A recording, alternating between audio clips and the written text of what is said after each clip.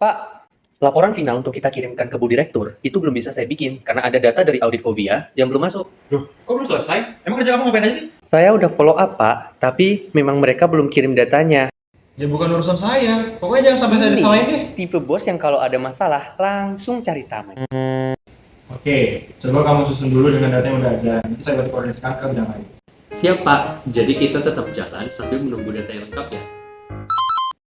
Nih, kita bikin program baru ya. Program baru, Pak. Tujuannya apa? Biar ada kerjaan aja. Terus targetnya siapa? Nanti deh, pokoknya jalan dulu aja. Kalau programnya nggak jelas gini, ujung-ujungnya pasti revisi terus.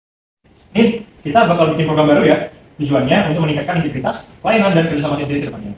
Berarti dari awal program ini udah ada visi, misi sama targetnya ya, Pak?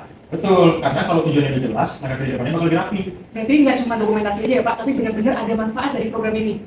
Betul, pemimpin masa depan Harus tahu arah sebelum menyuruh orang bergerak. Rachel, Nindi, ini semua penting ya. Laporan, rekap data, desain poster, dan juga PPT, itu semua saya tunggu sore ini. Semuanya sore ini, Pak. Ya, semuanya penting. Pak, kalau semuanya penting, berarti kita nggak punya prioritas dong. Pokoknya kerjakan dulu aja. Kalau misalnya ada yang salah, nanti kita revisi.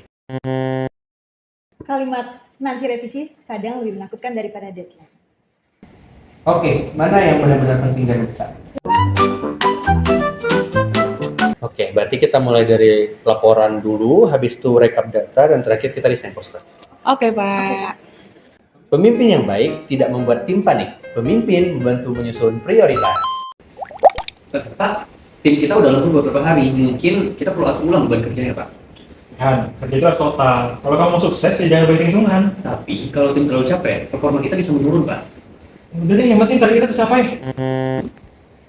Ini target tercapai, tapi manusia bisa tumbang. Pak, tim kita udah lembur beberapa hari. Mungkin kita perlu atur ulang beban kerjanya, Pak. Masuk akal sih, emang target itu penting. Tapi kayaknya kondisi itu juga harus dijaga. Jadi solusinya gimana, Pak? Mungkin tugas yang bisa didelegasikan, kita coba delegasikan. Nanti kalau ada deadline yang realistis, saya coba komunikasi. Nah, ini baru adil, Pak.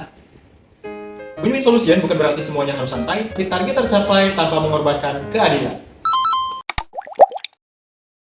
Permisi, Pak. Saya mau jelasin alasan kenapa file presentasi kemarin telat dikumpulin. Nggak usah, saya udah tahu kok. Pasti kamu kurang teliti. Tapi Pak, kemarin file sumbernya berubah sih Pak, jadi saya butuh waktu lagi untuk nyesuaiin. Alasan, semua orang juga bisa nyari alasan. Belum dijelasin, udah judgmental aja. Permisi Pak, Ya? saya mau jelasin alasan kenapa kemarin file presentasinya saya telat kumpulin. Oh, oke. Saya dengerin dulu ya. Oke, untuk kedepannya kita coba bikin aturan baru. Setiap ada perubahan data, kita coba bikin catatan waktu dan penanggung jawabnya ya. Betul Pak, saya setuju, supaya kita nggak saling menyalahkan juga. Pemimpin yang beretika tidak langsung menghakimi, tapi mendengarkan dahulu sebelum memberi keputusan. Rehan, Rachel, pas banget kalian lagi di sini. Saya udah punya ide nih untuk proyekan kita ke depannya. Kalian ikutin ide saya aja. Bu, saya udah punya data yang mungkin bisa memperkuat konsep kita, Bu. Alah, nggak usah, udah ikut ide saya aja. Saya juga punya masukan Bu dari sisi komunikasi publik. Alah, ribet, banyak masukan. Kalau semua ide ditolak, itu namanya bukan kerja sama tim. Itu pakai kerja sendiri, tapi pakai tenaga orang lain. Rehan, Rachel, saya udah punya ide nih buat proyekan kita selanjutnya. Tapi boleh deh kalian kasih masukan, kira-kira apa yang perlu ditambahin. Bagus tuh, kita gabungin aja kali ya. Datanya Rehan jadi dasar, terus kalau dari sisi komunikasinya Rachel, kita jadiin petunjuk teknis pelaksanaannya. Oh, boleh Bu, hasilnya bakalan lebih bagus. Itulah sinergi. Pemimpin yang baik nggak takut idenya diperbaiki oleh tim. Pak, tim sepertinya butuh evaluasi. Akhir-akhir ini kerjaan kita banyak banget, Pak. Evaluasi nanti aja. Sekarang kerja dulu, nanti istirahat kalau udah sukses. Tapi kalau terus dipaksa, tim kita bisa burnout, Pak. Dulu saya juga capek tapi tetap jalan kok. Kalimat barusan sering dipakai untuk mewariskan penderitaan. Gimana kalau setiap Senin kita ngadain olahraga bareng? Berarti bukan cuma kerja terus ya, Pak? Betul, kan tim juga butuh work-life balance ya? Iya, Pak.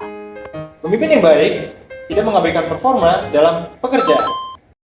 Permisi Pak, kami berdua punya ide nih Pak, supaya kerja tim kita lebih transparan. Nggak usah, kita ikuti cara lama aja. Tapi idenya mungkin bisa ngebantu, Pak. Saya bosnya, saya yang paling tahu.